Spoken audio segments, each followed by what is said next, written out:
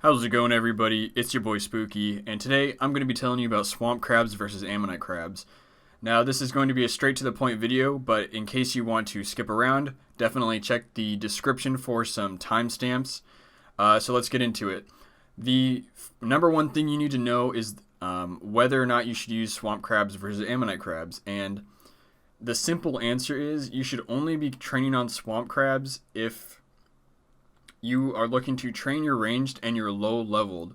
Now, the reason I specify like that is because if you have a high enough range level, maybe over like 75, I'm not quite sure the specific level, but if you get over 43,000 experience per hour and you're going to the spot that I recommend for swamp crabs, you will run out of crabs to kill because they only have 75 HP.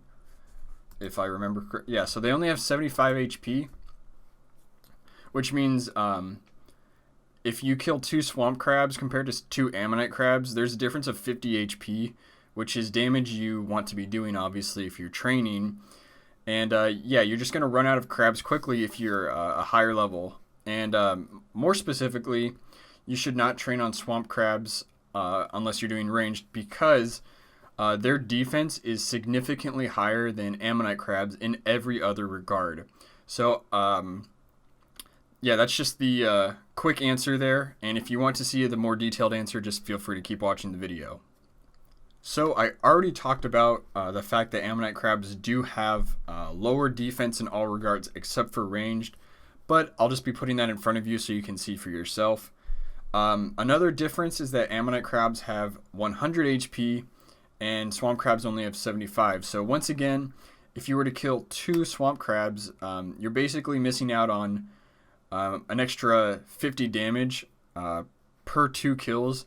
And when you're low level, that doesn't matter. That's why it's perfectly fine to train as a low level ranger at swamp crabs. But if you're doing anything else, you're just simply going to get better experience because of their defensive stats at ammonite crabs.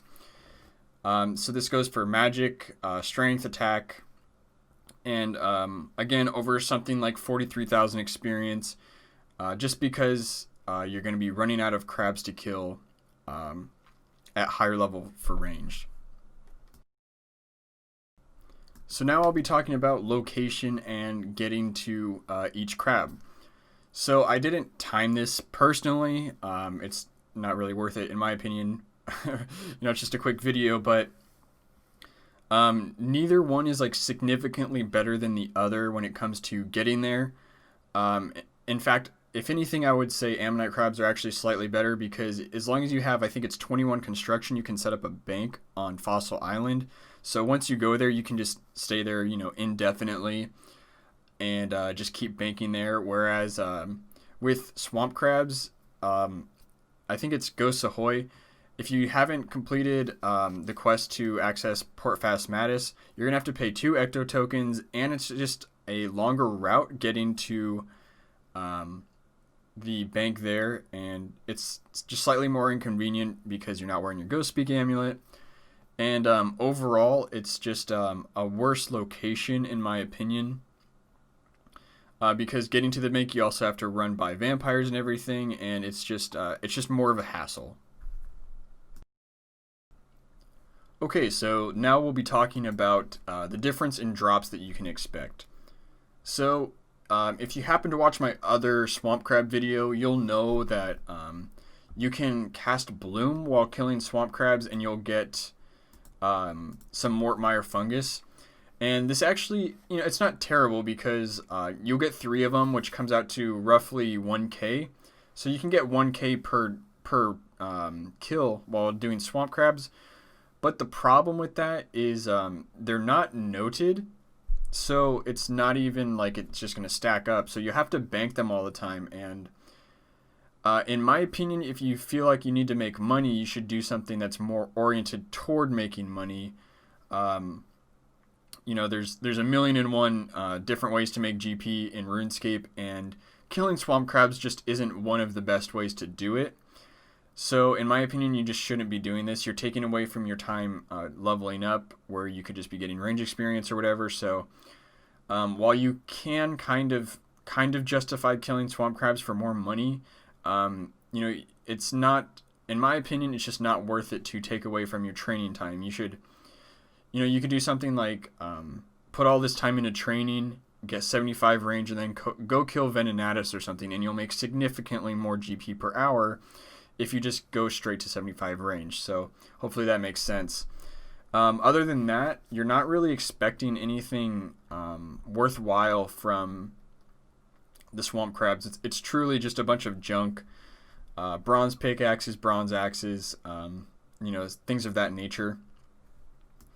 And now we'll talk about Ammonite crabs. So there actually are some good benefits to killing Ammonite crabs, and this isn't something that people really talk about, or it's something that I didn't know about for a while, which is if you collect the fossils, you can trade those in the Varrock Museum by going. There's like a little mini game thing, but you can get extra experience, and you can just kind of stockpile those, and you don't get enough of them to where you have to bank all the time, so it's not inconvenient like I was talking about with the Mortmire fungus. And other than that, you're not really expecting anything good. You have the option to pick up things like seaweed spores and caskets. Those are pretty rare drops, so again, you're not going to be forced to bank if you want to pick those up. And other than that, you'll just sometimes hit the gem drop table, get some really rare drops. You know, personally, I've gotten a few rune javelins, which are like a 1 in 16k drop, but yeah, there aren't any significant differences other than the Mortmire fungus and the unidentified fossils that come with Ammonite crabs. Alright, so now we'll be talking about what it takes to unlock each crab. So neither of them take extraordinarily long, but just to be upfront, the swamp crab takes a shorter amount of time to unlock. Even if you have everything, all the prerequisites, you simply just have to do Priest in Peril, which is a 12-minute quest to unlock the swamp crabs. And then if you want to cast Bloom, you have to do most of Nature Spirit. And if you want the Ectophile, which, by the way, I strongly recommend you get, then that's going to be another like 23 minutes. So overall, it does take quite a while if you want to do them, you know, efficiently, quote unquote. But now I'll be talking about unlocking Ammonite crabs. So all you need to do, so the bare minimum is Dig Site and Bon Voyage. Now, if you have all of the prerequisites, you can get these done fairly quickly. Dig Site is about a 20-minute quest. Bon Voyage is about a 10-minute quest, but if you don't have the prerequisites, it could take as long as maybe 2 hours. I remember when I did this on my newest Pure, it did take me a lot longer than expected just because I had to get all of the prerequisites. So it can take a little bit longer, but I would certainly say it's worth it in the long run to unlock the Ammonite crabs. So that is going to do it for this video, swamp crabs versus Ammonite crabs. Hopefully everything was clear. Let me know in the comments if you have any suggestions for how to improve the videos, or if I got anything wrong, or yeah, just any questions you may have. So please drop me a like if this video helped you. Consider subscribing, and you can also comment if you have any video requests that you'd like me to do. So once again, thank you for watching, and I will see you guys in the next video.